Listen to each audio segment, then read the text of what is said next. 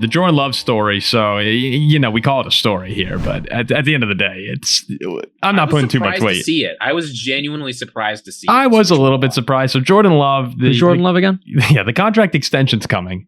And although he's reported to training camp and is taking part in meetings, et cetera, and other activities, he is not going to practice or play in any preseason games. Now, I doubt we get to that point, but not going to play in any preseason games until that contract extension is locked in. Gutekunst said it's possible that the extension comes in the next few days, possibly the end of this week here. For the time being, Sean Clifford and Michael Pratt are splitting snaps 50-50 with the first team offense. Without the deal, Love would be making $11 million this year. And some people, Adam Schefter went on Pat McAfee on Monday, I think it was, and said that Jordan Love has a chance to become the highest paid player in NFL history by the end of this week. So, $11 million versus, he might get $56 million a year. Like, that is a possibility for Jordan Love. The Packers also have the option to fine him $50,000 for missing this time or for not playing right now, and they decided or have chosen not to. I think, guys, so there's not really too much to this story here beyond, I have one big takeaway here from it. And we've kind of exhausted the Jordan Love stuff until he steps on the field. We know about the second half of the season.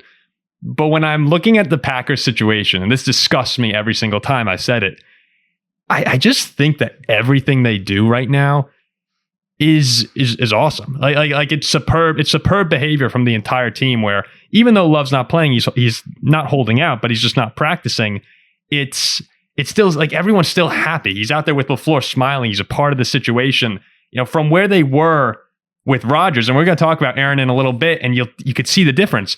The post-Rodgers era in Green Bay, it's just everything is done so smoothly, and everybody's happy, and it's a much lighter atmosphere where it's like, oh yeah, the deal's probably going to get done. We're encouraging Jordan to do this. Jordan loves that he's being like. I just think Green Bay is doing. I've said it a bunch of times, and I don't want to sound like I'm sucking up to the Packer fan base or anything, but as a Viking fan, it's almost disheartening to just see how everything feels so cheery there.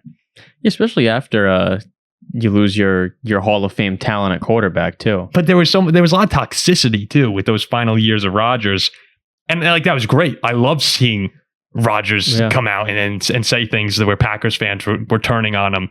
This is the exact opposite. Now it's running smooth. Yeah. Ziggy, what do you think of this as a former or another Viking fan? Viking fan. As a Vikings fan, I see a little bit of hope in this, because here's what I see. When was the last time, Paul, you can give me an answer to this, that the Packers had a big contract negotiation up that was not locked before, like right when training camp started? Never happened with Aaron Rodgers. Never really happened with Brett Favre, except on Brett Favre's weird "I'm going to retire, I'm not going to retire" tour. But like, you can set that aside. The Packers always take care of business and get it locked up immediately. Now, why didn't they this time? Because surely they wanted to and have been pushing hard. My theory is that Athletes First is pushing really hard to get the Packers to break how they ordinarily do contracts. Any Packers fan will tell you, if you ask how much do the Packers fully guarantee a contract, a third.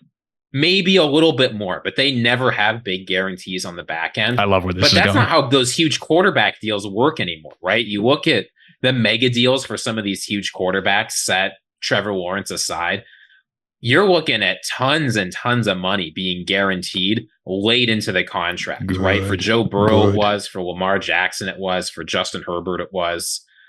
So while everything looks nice on the outside, I've got a little bit of hope that there is a fracture in Green Bay.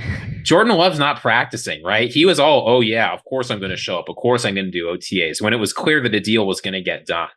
But now the Packers are playing a little bit of hardball. Jordan Love's not out there playing. He's going to meetings, right? He don't want to get fined.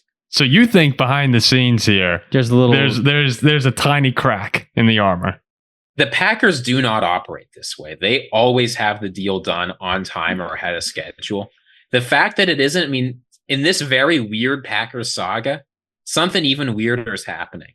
And it means there's some hope as a Vikings fan that maybe, just maybe, we're not going to be miserable come next year. God bless you, Ziggy. He has no idea. Ziggy sounds like an evil genius. No, he sounds like I'm a delusional Viking. A delusional, fairly new still Viking fan. Hey, maybe you're right. Maybe you're right. Maybe Maybe I like the theory. Hand him a big guarantee on the back end.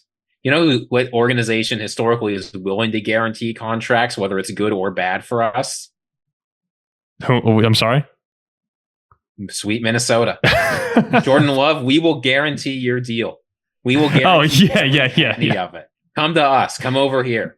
Those Packers don't want to pay you your worth, man. But the Vikings, we're pitching Jordan Love. You'd rather have Love than McCarthy? Of course. Oh, yeah. 100% right now. Well in the NFL before than the guy who hasn't. You take Love over Darnold too. I mean, but McCarthy's our guy though, so we got to support JJ. I know we do fully support. Paul, are you telling me if we could get Jordan Love for the contract right now, you wouldn't take it? No, what I say on the air might not match a million percent. Might not match what I would do. You can lie all you want to the fans. They know. They know exactly what you would do. One of our friends was over here the other day, and he said, he's like, "Do you actually think Kirk is going to have that good of a season? Like, do you think he'll be that good with the Falcons?" I was like, "Yeah, Sebastian. Sebastian listens all the time. Thanks for listening. Great guy." He said, "I was like, no, I don't say anything. Like, we really don't say anything on this show that we don't believe. It's not just, we're not just shouting things out. It might be ridiculous. Speak for yourself. It might be ridiculous, but it might sound ridiculous. But it is pretty much what we think. No, it's true. Yeah. Did you guys see USA Today release their predictions for the 2024 season, and they had the Jets beating the Packers in the Super Bowl? That's the dream I had. Oh, really? Remember a few weeks back when I said it on air? That was the dream I had. Jets beat the Packers. You did have that dream. Yeah, but it was like 84-10.